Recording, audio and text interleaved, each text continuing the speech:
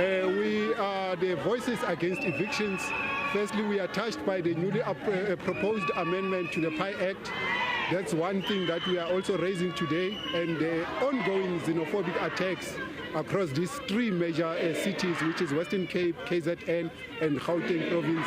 That's where we are targeting to have this pushback against this vigilantism and attacks against the vulnerable groups.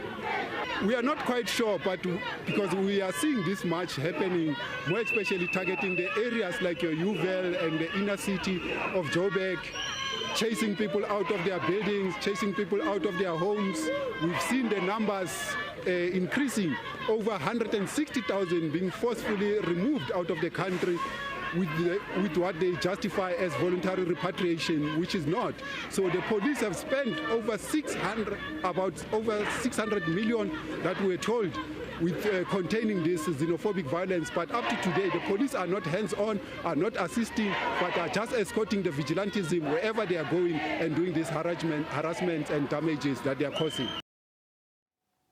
All right, so let's now bring in our guest, Dano De Waal, President of African Inclusion Coalition, to provide more context on today's protest. A very good afternoon to you, Dano. So Operation Ubuntu is essentially calling then for an end to violence against migrants, amongst other issues, and of course, stronger protection for vulnerable communities. Just give us a sense then in terms of just how widespread the situation of vigilantism is and attacks on foreigners in the wake of the anti-immigration protests during and, of course, leading up to June 30th.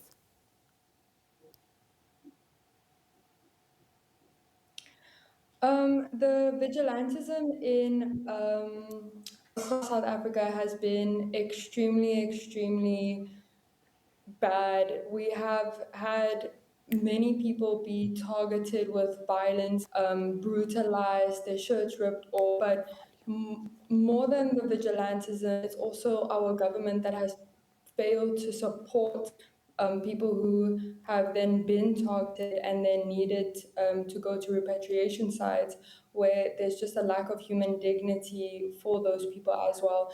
So the vigilantism, having people being attacked and told to leave the country, giving them due dates, suggesting that we should put Ubuntu on hold, are all just inhumane forms of violating people's human dignity.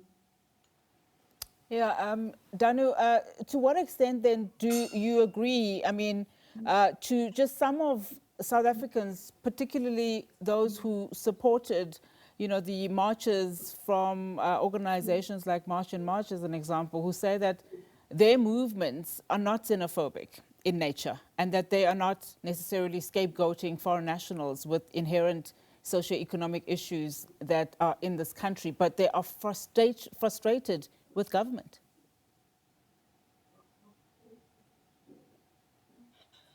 Sorry, can you repeat that? I did not hear your question. To what extent would you then agree with those that are saying that their issues are not xenophobic and that they are actually, you know, talking about grievances that are socioeconomic related and they have fundamental issues with government and that they're not, in fact, scapegoating foreign nationals? Well, the entire movement suggests that foreign nationals are the fault of all failures in South Africa, which is not true. All the facts that they have claimed on social media and on news platforms have all been debunked.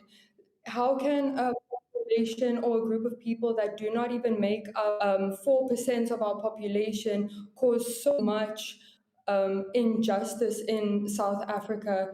We have they are the most vulnerable group in South Africa in terms of the resources that they are allocated and the position that they are given. So it's easy for a bully to attack someone who is less powerful or has less than them in terms of resource and power.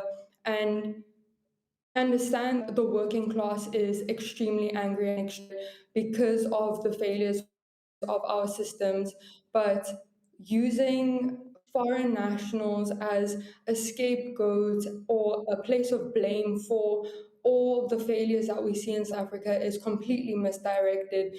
That is why our movement did not attack vulnerable groups, rather attack the people who should be accountable for the failing systems. And talking about those people that should be held accountable for the failing systems, as you call it, if today's protest does then succeed, what kind of policy shift would you want to see, particularly around migration?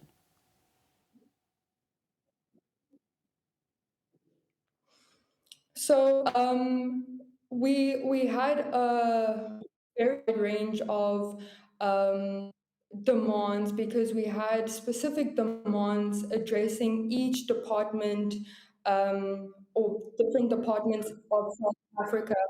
So we had read all our demands out today, but I would say most prominently would focus on the Pi Amendment Bill. Also, just I think for foreign nationals in terms of immigration, we cannot turn away people that are seeking refuge, that are trying to escape an unhealthy or demoralizing country that they are coming from. Constitution says that we cannot turn away people that are trying to seek refuge if where we are trying to send them back to is in a violation of their safety. So if that's an option, we should not do that. So for that, we don't even need a policy shift. We just need the implementation of our own constitution. But for actual policy shift, we will be focusing on rejecting the Pi Amendment Bill and other policy.